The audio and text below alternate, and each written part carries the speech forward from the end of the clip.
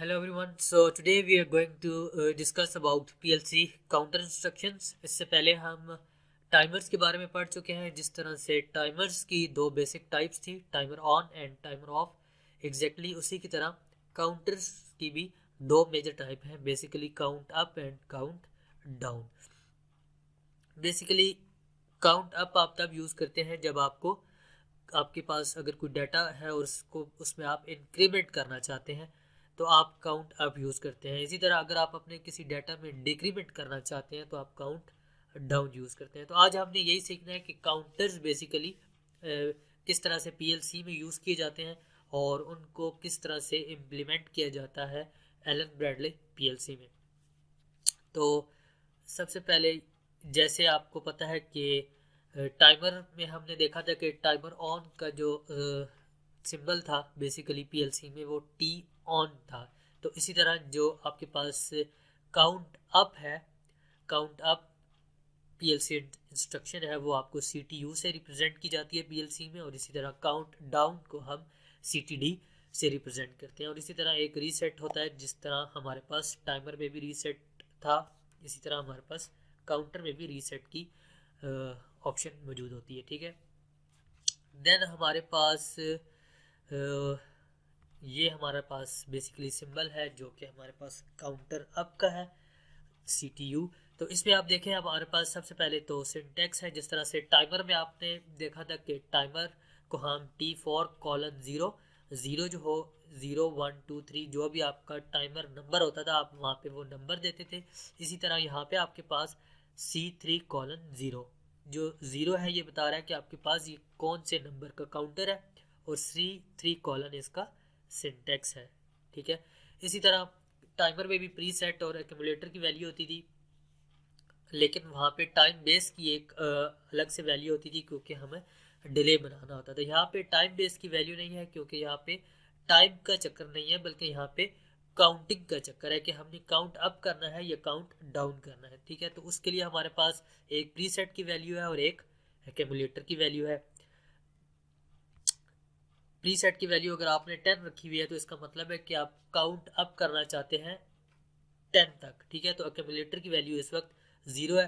तो जब आप स्टार्ट करेंगे 0 से तो ये 10 तक जब जाएगा तो आपके 10 काउंटिंग पूरी हो जाएंगी. 10 तक जाने का मतलब ये है कि 10 टाइम्स जब आपका स्विच प्रेस होगा इन काउंटर का, जब 10 टाइम्स प्रेस होगा तो आपकी ये जो एक्यूमुलेटर की वैल्यू है ये प्रीसेट की वैल्यू को पहुंच जाएगी. ठीक है. और उसके बाद जैसे ही ये वैल्यू एक्यूमुलेटर की प्रीसेट के बराबर होगी तो आपके पास डन की पिन अनेबल हो जाएगी.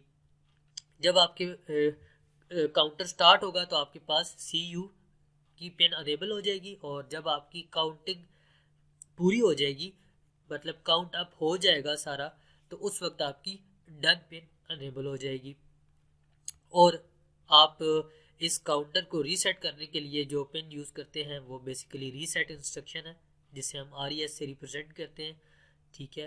And yes, if the accumulation value is over the maximum range then the overflow bit will be enabled. तो इसमें यह है कि जब आपकी अगर accumulation की वैल्यू है, फॉर एग्जांपल अभी यहाँ पे अगर आप देखें, यहाँ पे अगर accumulation की वैल्यू 0 है और प्रीसेट की वैल्यू 10 है, इसका मतलब है कि हम 0 to 10 तक काउंटिंग करना चाहते हैं.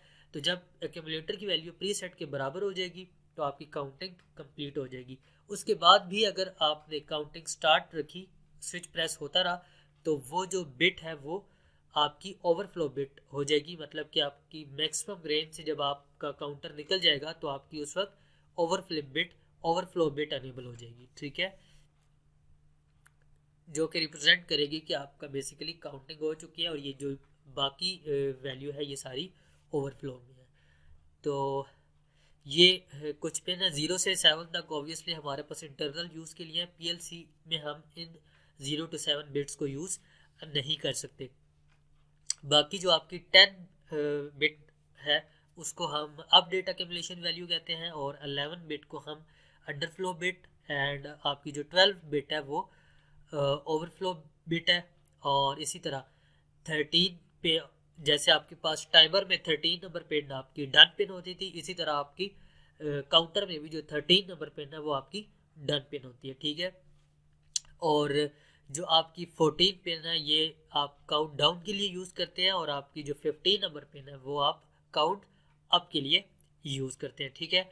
और ये जो आपके पास ओवरफ्लो वाली बिट है, ये मैंने आपको ऑलरेडी बता चुका हूँ कि जब आपकी वैल्यू एक्यूमुलेटर की वैल्यू प्रीसेट की वैल्यू से बढ़ जाती है तो उस वक्त आपकी ओवरफ्लो बिट अनेबल हो जाती है। और इसी तरह अगर आपकी वैल्यू एक्यूमुलेशन की value less than preset value है तो वो बेसिकली अंडरफ्लो है, तो उसको अंडरफ्लो बिट कहा जाता है, जो कि बिट नंबर 11 होती है, ठीक है।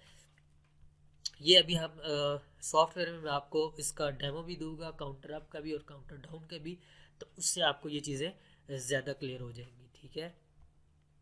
देन आपके पास प्री से वही बातें जो मैंने अभी आपको बता चुका हूँ वो बातें हैं।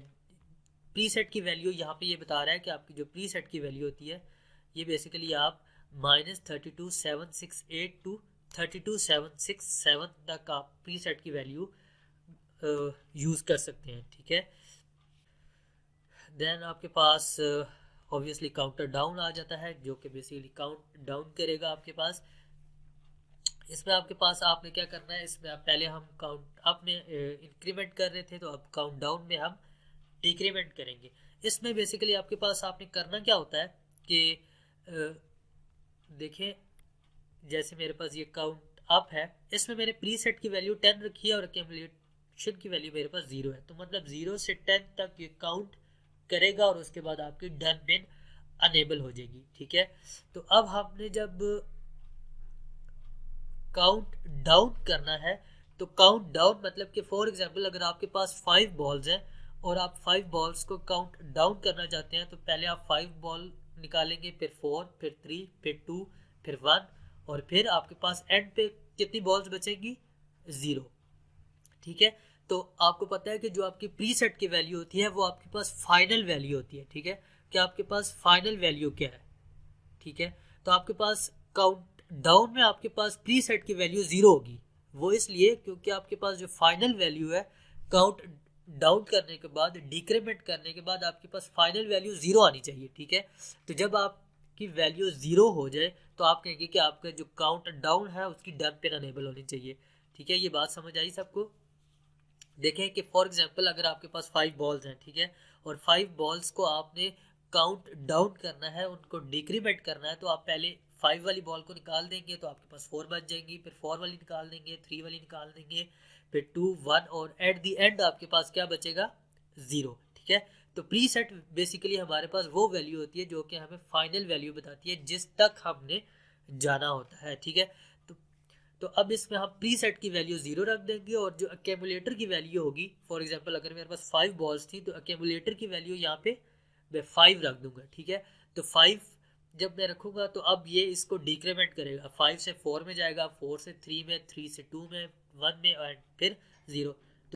तो जैसे ही आपके पास 0 आएगा तो इसका मतलब यह है कि आपकी जो डाउन काउंटिंग थी वो पूरी हो चुकी है, ठीक है। तो जब आपकी डाउन काउंटिंग पूरी हो गई है तो उसके बाद आपकी डन पिन को अनेबल होना चाहिए, ठीक है। तो इसलिए हम जो प्री सेट की वैल्यू है काउंट डाउन में हम वो 0 रखते हैं, और एक्यूमुलेटर की वैल्यू वो वाली वैल्यू रखते हैं जितना हमने, जहाँ तक हमने डिक्रीमेंट करवाना है। फॉर एग्जांपल हमने 5 बॉल्स को डिक्रीमेंट करना है, तो हम एक्यूमुलेटर की वैल्यू 5 रखेंगे और प्री सेट की वैल्यू 0 रखेंगे, ताकि एक्यूमुलेटर की वैल्यू 5 से डिक्रीमेंट होते होते 0 तक पहुंच जाए, और जैसे ही 0 तक पहुंचे तो उसके बाद आपकी जो डाउन, जैसे ही आपकी एक्यूमुलेटर की वैल्यू प्री सेट के बराबर हो जाए तो आपकी जो डन पिन है वो अनेबल हो जाए, जो कि आपको रिप्रेजेंट करेगी कि आपकी जो डाउन काउंटिंग है वो बेसिकली पूरी हो चुकी है, ठीक है।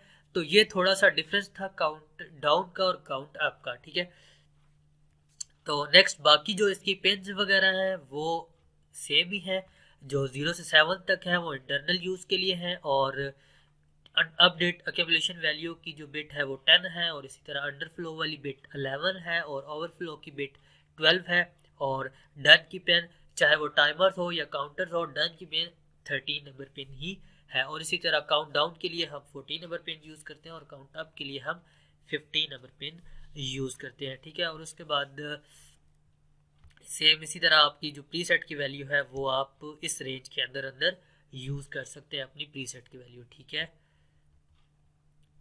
तो यस, फिर आपके पास ये रीसेट यहाँ पे लाजमी इसलिए है काउंटर्स में, वो इसलिए कि फॉर एग्जांपल अगर आपके पास कोई काउंट अप है और आप 10 तक काउंटिंग कर रहे हैं और आपकी जो एक्यूमुलेटर की वैल्यू है 5 तक पहुंची है, और उसके बाद आप चाहते हैं, फॉर एग्जांपल अगर आप चाहते हैं कि आपको अगेन स्टार्ट से काउंटिंग करनी है, ठीक है, तो आपने काउंटर को क्या करना है, रीसेट करना पड़ेगा आपको, ताकि जो आपकी एक्यूमुलेटर की वैल्यू है वो अगेन 0 हो जाए और आप दोबारा से काउंटिंग स्टार्ट कर सकें, ठीक है। तो उस वक्त हम जो है वो बेसिकली रीसेट जो है वो यूज़ करते हैं, जो कि आपको ये इस तरह सिंबल नज़र आ रहा है, ठीक है। तो ये हम सिंबल यूज़ करते हैं और इससे एक पिन एसोसिएट कर देते हैं, जो पिन हम जब प्रेस करते हैं तो आपका जो काउंटर है वो रीसेट हो जाता है, ठीक है। तो ये अभी मैं आपको करके भी दिखाऊंगा सॉफ्टवेयर में, तो आपको ज़्यादा क्लियर हो जाएगा, तो इस पर कोई घबराने वाली बात नहीं है, ठीक है। देन ये आपके कुछ लैब टास्क हैं जो आपके परफॉर्म कर रहे हैं। एक्सरसाइज 1 में आपको कह रहा है let us consider a system in which we have a switch to turn on a light. When the switch is pressed 10 times the light should energize. We should also have a reset button. तो बहुत easy है ये। इसमें आप क्या कह रहे हैं कि आपकी जो लाइट है वो जब स्विच 10 टाइम्स प्रेस हो तो उसके बाद लाइट ऑन हो जाए, तो ऑब्वियसली आप काउंट अप करेंगे, ठीक है। जब आपकी काउंटिंग की वैल्यू 10 तक पहुंचेगी तो आपकी लाइट जो है वो ऑन हो जाएगी। तो ये बहुत सिंपल है। इसी तरह आपने एक्सरसाइज 2 में आपको कह रहा है a motor will be controlled by 2 switches, the go switch will start the motor and the stop switch will stop it. If the stop switch was used to stop the motor, the go switch must be thrown twice to start the motor. When the motor is active a light should be turned on. To stop switch will be wide as normally closed. तो I guess ये भी easy है, ये आप लोग कर सकते हैं। देन आपकी ये एक्सरसाइज 3 है और एक्सरसाइज 4 है, तो ये आप लोगों ने परफॉर्म कर दिया है। तो ये जो एक्सरसाइज 3 है, ये देखें यहाँ पे टाइम जो है वो डिले का भी जिक्र किया जा रहा है, तो इसका मतलब है कि जो एक्सरसाइज 3 है उसमें आपने काउंटर भी यूज़ करना है और आपने काउंटर के साथ टाइमर्स भी आपके यूज़ होंगे। और इसी तरह जो आपका टास्क 4 है उसमें देखिए आप उसमें भी आपको टाइम के बारे में बोला गया है और साथ में आपको कोई सिस्टम है जिसमें आप काउंटिंग कर रहे हैं, ठीक है। तो आपको इस टास्क 3 और टास्क 4 में काउंटर्स प्लस टाइमर्स दोनों यूज़ करके आपको ये टास्क परफॉर्म करने हैं, ठीक है। तो अभी मैं आपको सॉफ्टवेयर में लॉजिक्स प्रो में आपको थोड़ा सा करके दिखाता हूँ ये काउंटर के बारे में, count up and count down के बारे में, ताकि आपको थोड़ा सा आइडिया हो जाए, ठीक है। तो चलिए हम स्टार्ट करते हैं लॉजिक्स प्रो से। मैं लॉजिक्स प्रो खोल लेता हूँ। सबसे पहले हम अपनी इनपुट आउटपुट सिमुलेटर ऑन कर लेते हैं, ठीक है। एंड ये आ गया मेरे पास, ठीक है। तो अभी मैं यहाँ पे क्या यूज़ करूँगा, यहाँ पे मैं काउंट अप यूज़ करूँगा और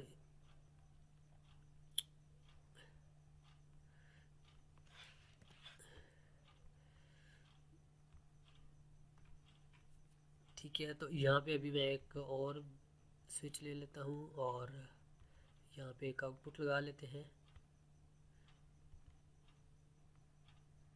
ठीक है। फिर हम एक और स्विच ले लेते हैं और साथ में हम एक पहले हमने काउंट अप यूज़ किया, तो अब हम काउंट डाउन यूज़ कर लेते हैं, जो कि मैंने ये काउंट डाउन यूज़ कर लिया है। फिर हम एक और स्विच ले लेते हैं यहाँ पे और साथ हम एक और आउटपुट यूज़ कर लेते हैं। तो जल्दी से इनको एड्रेसेस दे देते हैं, ठीक है। तो एड्रेसेस दे देते हैं इनको जल्दी से। तो ये मैं यूज़ कर लेता हूँ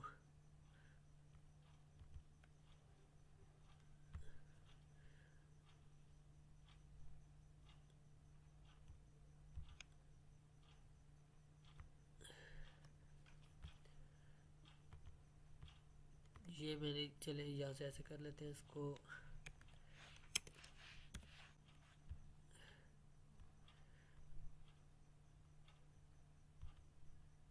आपके पास ये इनपुट पोर्ट है,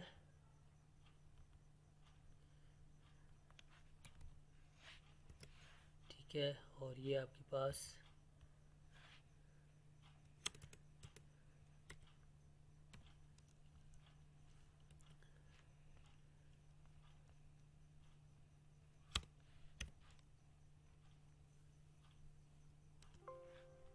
ठीक हो गया। यहाँ पे हम काउंटर यूज़ कर लेते हैं। काउंटर मेरे पास अवेलेबल काउंटर्स कौन से हैं, तो ये देखिए ये मेरे पास अवेलेबल काउंटर्स हैं। तो सबसे पहले मैं काउंट अप वाला यूज़ कर लेता हूँ। तो ये मेरे पास काउंट अप है, ठीक है। और इसी तरह ये मेरे पास काउंट,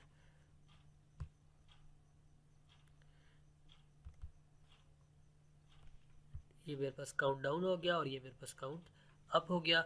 और उसके बाद हम इसको इन दोनों स्विचेस को डन पिन्स दे देते हैं, ठीक है। तो इसको डन पिन दे देते हैं, ठीक है। और इसको हम दे देते हैं डन पिन, ठीक है। दोनों को डन पिन दे दिए। और अब यहाँ पे देखिए फॉर एग्जांपल मेरे पास 5 बॉल्स हैं और इस 5 बॉल्स को मैं काउंट अप के थ्रू पहले मैं उनको काउंट करना चाहता हूँ और फिर मैं उनको डिक्रीमेंट करना चाहता हूँ, ठीक है। तो सबसे पहले अगर आपने काउंट करना है 5 बॉल्स को तो आप प्रीसेट की वैल्यू 5 रखेंगे और आपके कैलकुलेटर की वैल्यू 0 होगी।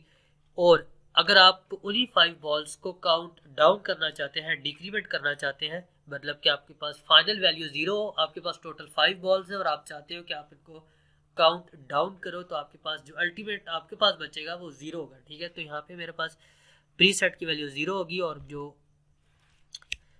एक्यूमुलेटर की वैल्यू होगी वो 5 होगी, ठीक है। तो इसको हम एक डन पिन आउटपुट दे देते हैं, ठीक है। आउटपुट हम यूज़ कर लेते हैं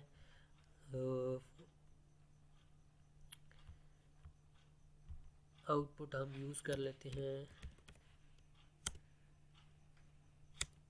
2 0 और आउटपुट यूज़ कर लेते हैं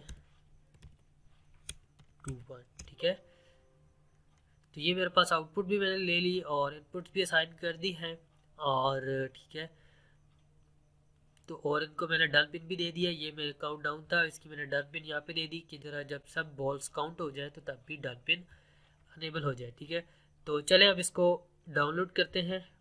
तो मैं इसको डाउनलोड कर लेता हूँ पीएलसी में। तो ठीक है, ये हमने डाउनलोड कर लिया। तो अब हम इसको ऑनलाइन जाते हैं, गो ऑनलाइन, एंड अब हम इसको रन मोड में ले जाते हैं, ठीक है। तो ये देखें, ये आपके पास डन पिन जो है काउंटर डाउन की जो है वो पहले से अनेबल हो गई है, ठीक है। वो इसलिए क्योंकि काउंट डाउन वो स्टार्ट कर चुका है, ठीक है। तो जब तक आप काउंट डाउन पूरी हो जाएगी, जब आपकी वैल्यू एक्यूमुलेटर की वैल्यू प्रीसेट की वैल्यू तक अप्रोच करेगी, तो उसके बाद ये है जी आपके पास जो काउंट डाउन है वो ख़त्म हो जाएगा, ठीक है। तो चले सबसे पहले मैं इसको इनपुट को 1 करता हूँ। तो ये देखें, तो यहाँ पे ये देखें आप, यहाँ पे एक्यूमुलेटर की वैल्यू 1 हो गई है, एक काउंट हो चुका है और यहाँ पे डिक्रीमेंट हो चुका है, एक डिक्रीमेंट हो चुका है, ठीक है। तो इसका मतलब है कि 5 से 4 बॉल्स रह गई हैं और यहाँ पे आपने एक बॉल काउंट कर लिया। अब अगर मैं स्विच को अगेन प्रेस करके दोबारा करूँगा तो यहाँ पे आपकी वैल्यू क्या हो जाएगी, 2 बॉल्स काउंट हो जाएगी और यहाँ पे आपके पास 3 बॉल्स रिमेनिंग रह जाएंगी, ठीक है। फिर अगर मैं इसको प्रेस करके अगेन करूँगा तो ये आपके पास क्या हो जाएगा, अब आपके पास जो बॉल्स काउंट है वो आपके पास 3 हो गया और इसी तरह जो आपके पास डाउन है, आपके पास 2 बॉल्स बाकी रह गई है, बाकी आप काउंट कर चुके हैं, ठीक है, डिक्रीमेंट उसका कर चुके हैं। अगेन प्रेस करेंगे तो आपके पास यहाँ पे 4 हो जाएगा और यहाँ पे आपके पास फाइनल बॉल रह जाएगी जो कि आपकी डिक्रीमेंट होगी और यहाँ पे आपके पास फाइनल बॉल रह जाएगी जो कि आपके पास इंक्रीमेंट होगी। एंड देन हम जब फाइनल टाइम आप जब इसको प्रेस करेंगे तो आपके पास देखें ये वाली डन पिन प्रेस हो गई है। इसका मतलब ये है कि आपके पास काउंटिंग कंप्लीट हो चुकी है और इसका मतलब है कि अब आपके पास जो है वो डिक्रीमेंट, आपकी जो बॉल्स थी वो सारी की सारी डिक्रीमेंट हो चुकी है, ठीक है। तो अब देखिए जैसे ही मैंने इसको अगेन 1 टाइम मोर प्रेस किया तो डन पिन जो है वो ऑफ हो गई है। इसका मतलब यह है कि आपकी जो डिक्रीमेंट थी, जो आपकी बॉल्स आपने 5 बॉल्स का डिक्रीमेंट करना था वो कंप्लीट हो चुका है। अब ये ओवरफ्लो में जा रही है बिट, ठीक है। तो इसलिए डन पिन अनेबल नहीं है, ठीक है। और इसमें जो है वो आपके पास काउंटिंग हो चुकी है। तो उसके बाद अब वो बता रहा है कि आपकी जो 5 बॉल्स है वो काउंट हो चुकी है। अब ओवरफ्लो बिट अनेबल हो जाएगी और साथ में आपकी डन पिन जो है वो काम करना स्टार्ट कर देगी, जो कि रिप्रेजेंट करेगी कि आपके पास 5 बॉल्स काउंट हो चुके हैं, ठीक है। तो ये छोटा सा डेमो दिया है मैंने आपको काउंटर अप का और इसी तरह काउंटर डाउन का। तो इसको यूज़ करते हुए आपने लैब के टास्क करने हैं, बहुत सिंपल टास्क है, तो होपफुली वो आप लोग कर लेंगे। See you in next video. Thank you so much.